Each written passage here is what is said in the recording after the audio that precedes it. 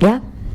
When you talk about the lamrim, is it about meditating on the kindness of others? Is that what you call it? No. When I said in the lamrim, there's many meditations on the stages of the path.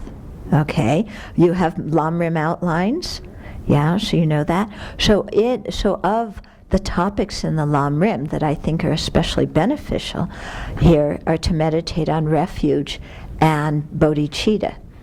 Now the topics, okay, this is going to bring into the next point that I want to talk about. The four foundations of four establishments of mindfulness itself, it actually fits into the lamrim in the middle scope for the person who is wanting to generate the determination to be free of samsara, in other words, renunciation, the determination to attain liberation. So you can do the other lamrim meditations that are in the middle scope in your lamrim outline, but I'm thinking that to round your practice off, it's good to do especially bodhicitta and refuge, also because they're things that uplift your mind. Okay? So the question comes, because yesterday I talked about the three scopes of being. So where does the practice of the four establishments of mindfulness fit in? Okay, it fits in the middle scope, okay? If you read the materials that we sent out to you, then you'll see that each one of the four objects of mindfulness is correlated with one of the four noble truths and is correlated also with one of the four distortions. Normally, the four distortions are all listed under the noble truth of dukkha. Okay? Normally, they're all listed. They're found there, but here, they're being correlated one with each of the four objects of mindfulness. One with and each of those objects is correlated with one of the four noble truths. Okay, so. So the true dukkha, yeah. So this is, what is our reality? What is the nature of our unsatisfactory existence? So here we start out with mindfulness of the body, because our body is the basis of our whole samsara. Okay, sometimes samsara is defined as the five aggregates under the influence of afflictions and karma. And the body is the basis of the whole thing. So we want to look really, really clearly at the body. Now, although all four distortions of thinking impermanent things are permanent, beautiful, foul things are beautiful, what is unsatisfactory in nature is happy, what lacks a self has a self. Those are the four distortions. Although all four of those actually kind of apply to all four objects in some way or another, okay, of our mindfulness. In particular, the one that applies to the body is seeing what is foul as attractive, as beautiful, as desirable. Okay? And so this is one of the basic things that keeps us hooked in samsara, is we think our body is the greatest, most fantastic thing that ever came along.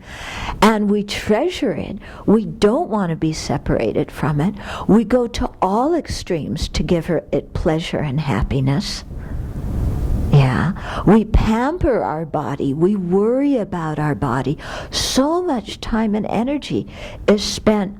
We have to grow the crops to get the food to feed the body. We have to do so many things to keep this body clean. Then the body ages, and we don't like that. And we have self-esteem issues, and our body gets sick, and it's uncomfortable. We have to do so many things to keep the body healthy, or to get it healthy after it gets sick. you know. And then at the end of the day, after the body's aged, then it dies, and it completely abandons us. And yet this is the thing that we are never separated from our entire life, that we love and are so attached to.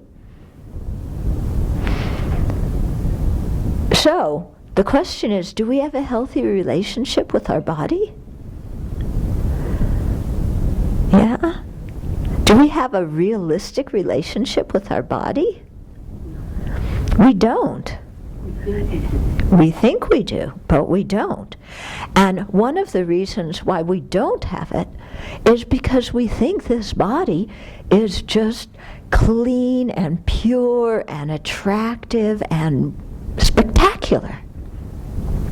When we meditate, when we do the various meditations under the mindfulness of the body, those meditations make very clear to us that our body is not how we envisioned it to be, and never has been.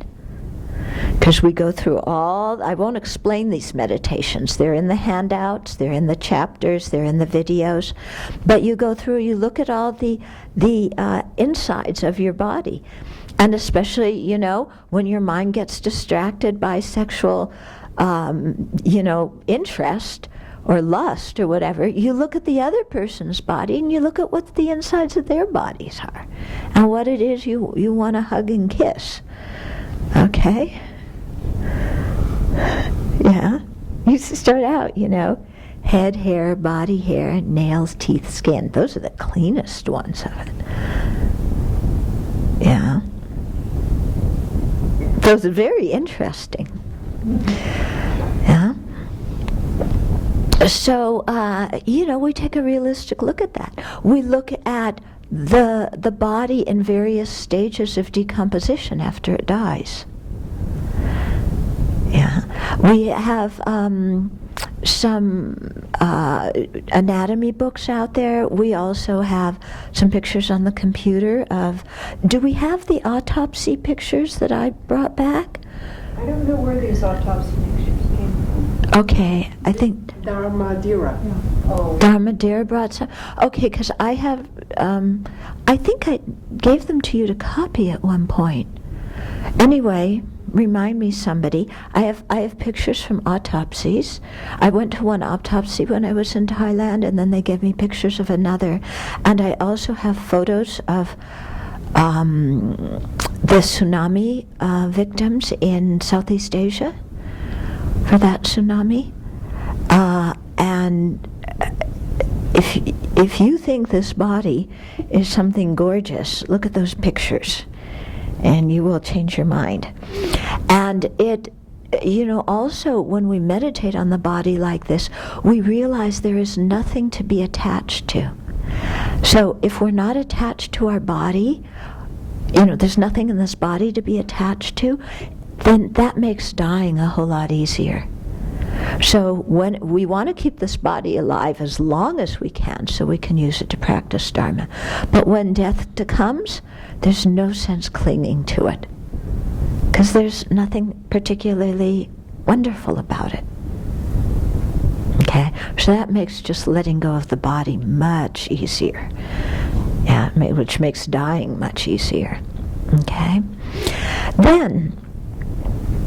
Okay, so there you have the correlation between the distortion of seeing things that are foul as beautiful with the body, with the First Noble Truth of dukkha. Okay, so you can see that correlation, huh? Then there's the second object of mindfulness is feelings. Here by feelings we mean pleasant, unpleasant, and neutral feelings. Happy, painful, and neutral feelings. Here the word feeling doesn't mean emotions. Okay? Repeat, here the word feeling does not mean emotions. That's actually included in the fourth one, Establishment of Mindfulness on Phenomena. Okay? Although the Theravada is often included in the third one. So there's some difference in how you do it. Anyway, Okay, so our feelings, we are enamored with our feelings, aren't we? Some of us particularly so. I feel this, I feel that, I feel happy, I feel miserable. You know, we are totally controlled by feelings of happiness, unhappiness, and misery. You know?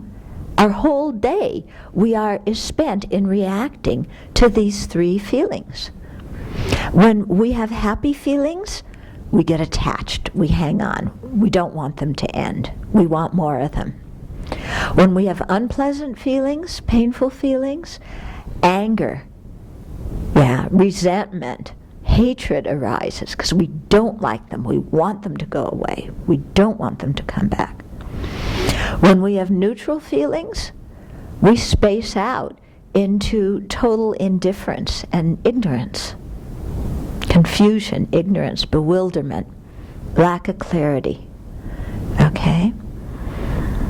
So, our problem with regards to feelings, but when we look and we see that how each of our feelings is linked to a particular kind of defiled state of mind, is linked to one of the three poisonous minds, then we have to ask ourselves, are our feelings, all pleasurable? Are they happy?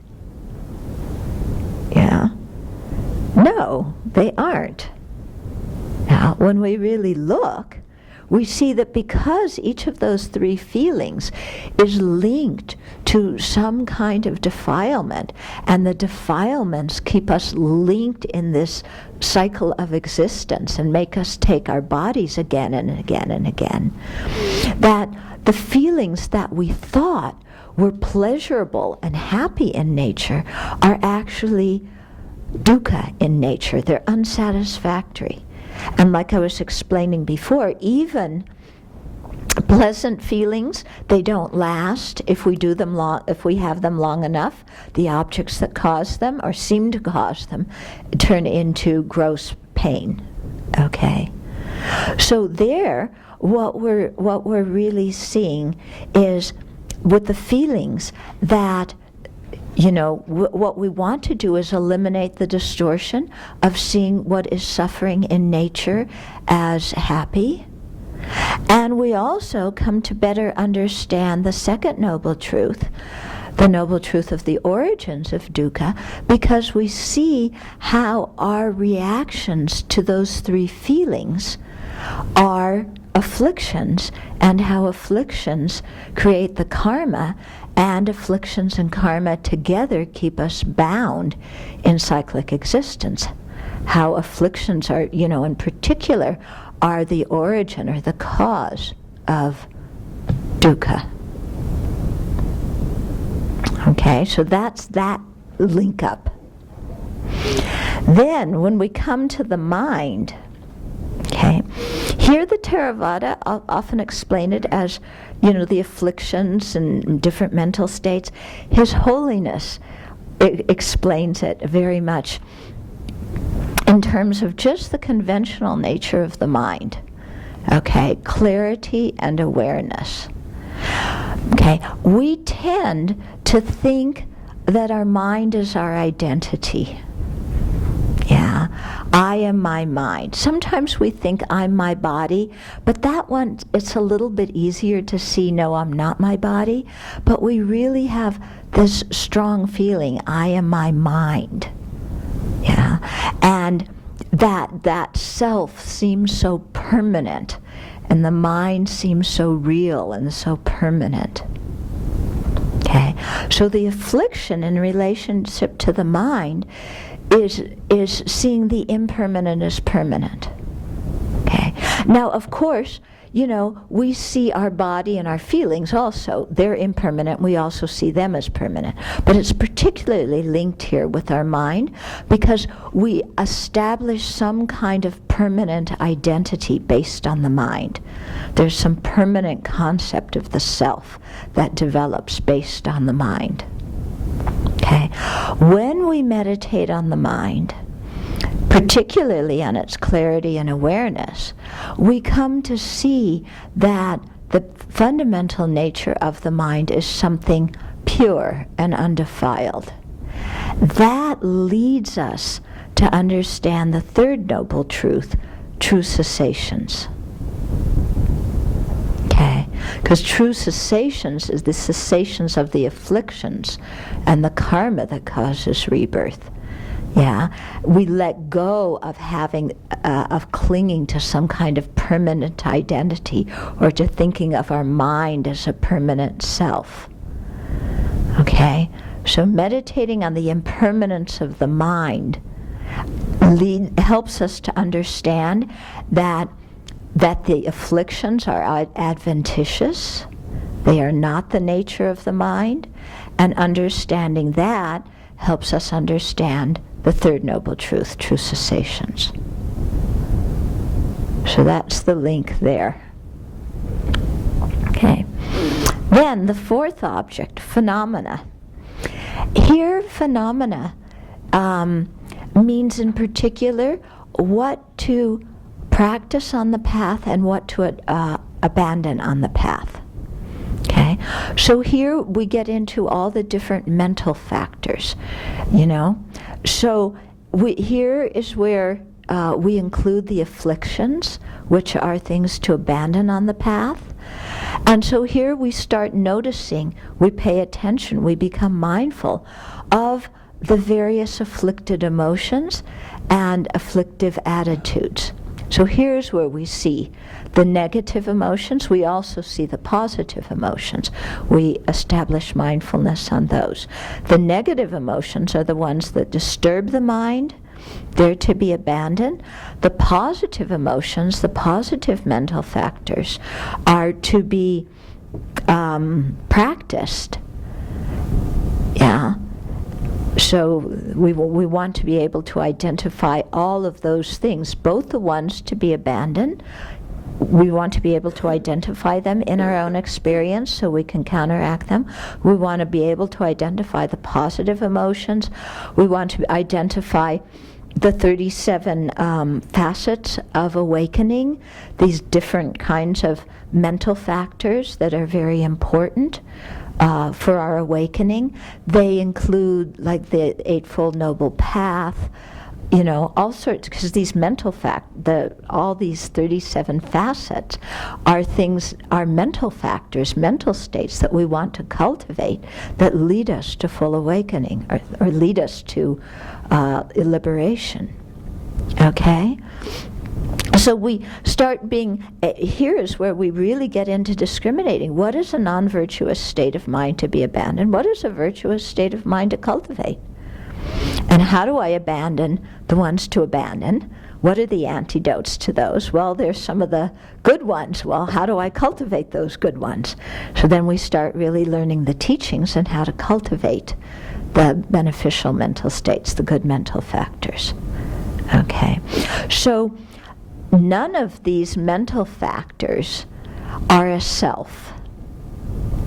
Yeah. So the distortion that is here with this one of phenomena, all these mental states, is that there's the temptation to think that these mental states are the self. Like when we're angry, we get stuck in our anger and we feel like I am my anger, I am always angry, anger is my nature, it's who I am. Okay, it's not who we are. Or we have a good meditation or something auspicious, and then we say, wow, I feel so good, this is who I am. No, that's not who we are either. Okay? So here, the distortion is that we're grasping things that are not a self, that are not a person, as being a person, or we're grasping those things as having their own self-nature, as being inherently existent or truly existent themselves.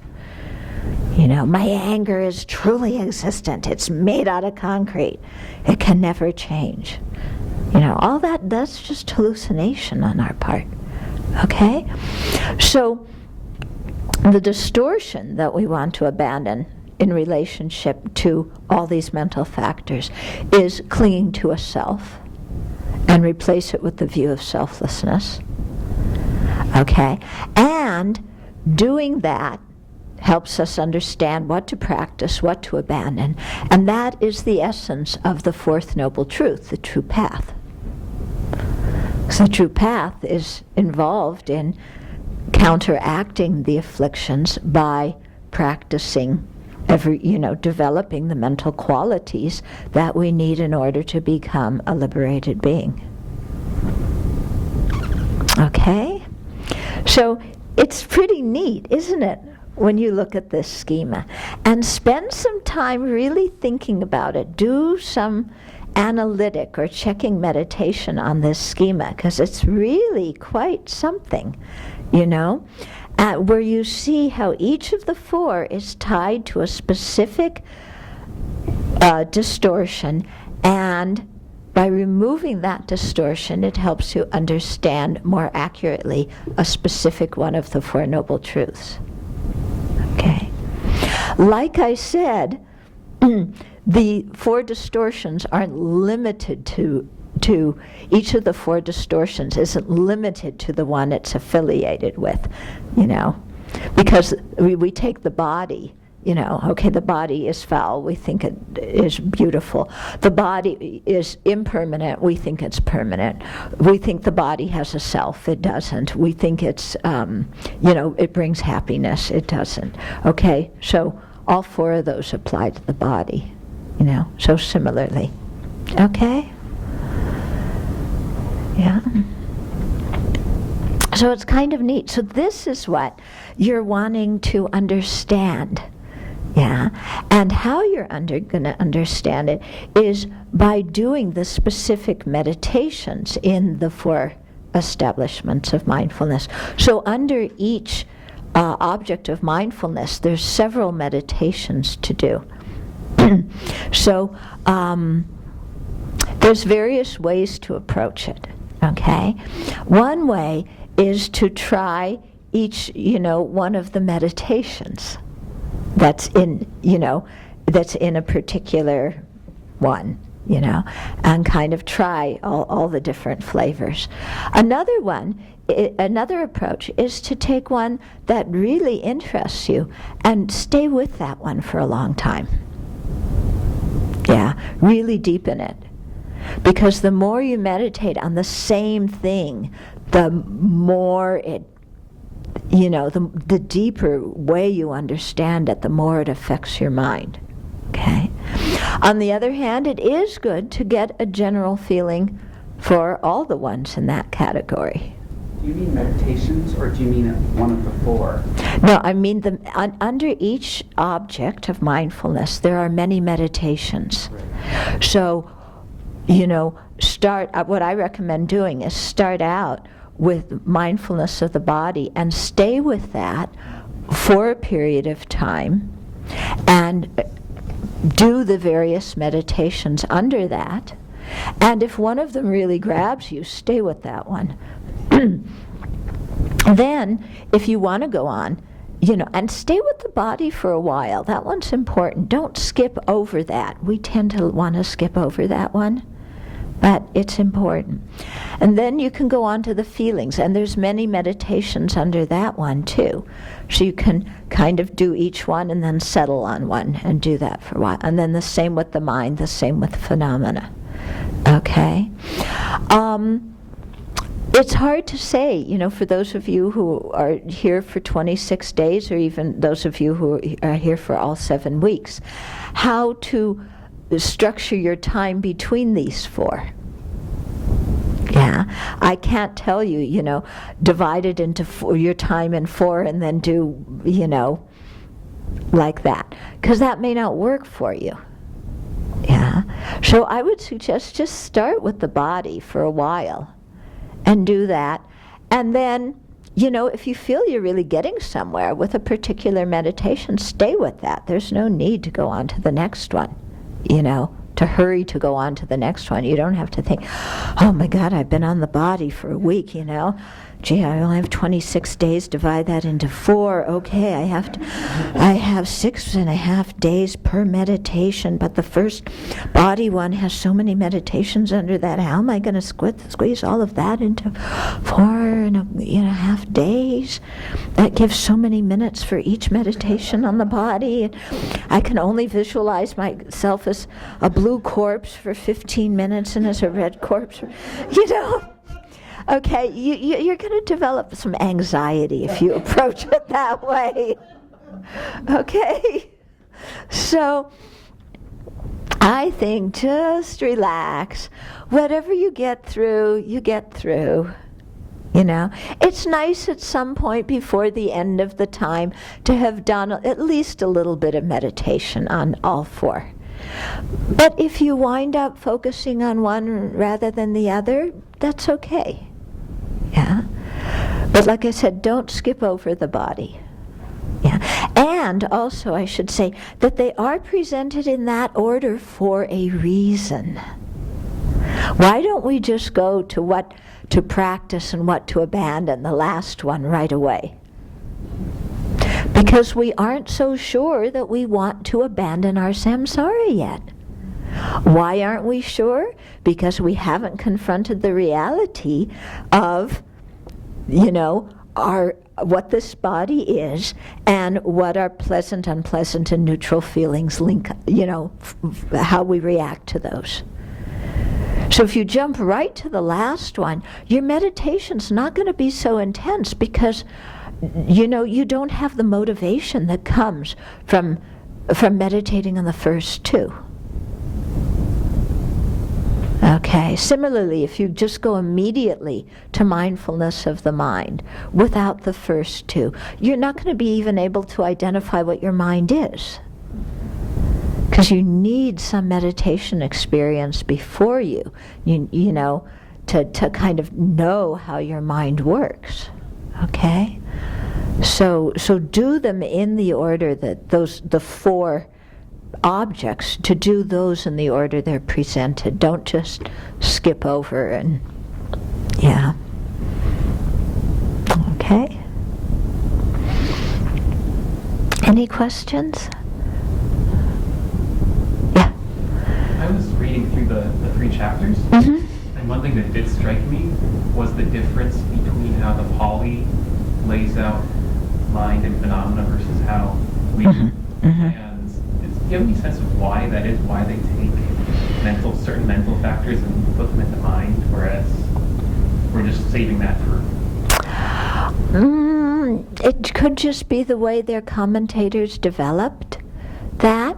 It could be also that His Holiness, in really presenting the mind this way, is really leading us, because His Holiness likes meditation on the mind. And, the mind, Buddha nature, kind of conventional ultimate nature of the mind. This is he really likes those. So I think he's, kind of steering us also that way because he himself has found it particularly useful. Yeah, but other than that, no, I don't have any good explanation for why the approach is a little bit different between the 2. But you wind up meditating on the same things. Yeah. But actually, in the maybe I do have some reason. In the Mahayana tradition, there is a lot of emphasis on the nature of the mind. Yeah. I mean, the Mahamudra tradition, Dzogchen tradition grow out of that. The meditation on understanding Buddha nature grows out of that. So, Tantra in all the different Tibetan sects grow out of that. So, yeah, the nature of the mind's quite important. So this particular way of meditating on it and hooking it, especially with true cessations, which His Holiness says again and again. Those of you who were in the South for teachings, he said when you take refuge, it's really important to understand what true cessations are. Yeah, that's really important. So it could be, his way of linking all these things together and drawing them out and preparing us by doing the mindfulness of the mind for the higher levels of meditation that involve the nature of the mind. Yeah. Mm-hmm. So then it would be very beneficial also to read the first wheel and the third wheel, no? Because that's kind of like the Four Noble Truths, and then it's like all the qualities of the Buddha you were speaking. Well, actually, all three turnings of the wheel pertain to the whole thing. Do you have Huh? like a book with it? With the three,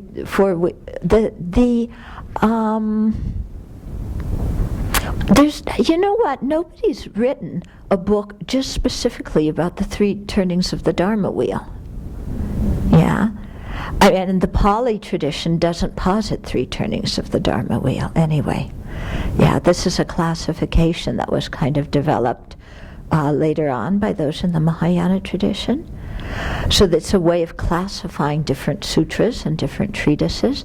But I haven't seen, the Sutra Unraveling the Thought talks a lot about that. But there isn't some nice, clean, clear book that, is about the three turnings of the Dharma wheel. It's something that would make a very good book. Somebody should write about sometime. Yeah, suggest it to Jeffrey. Or to Guy. Yeah, we should ask Guy to do it. Okay.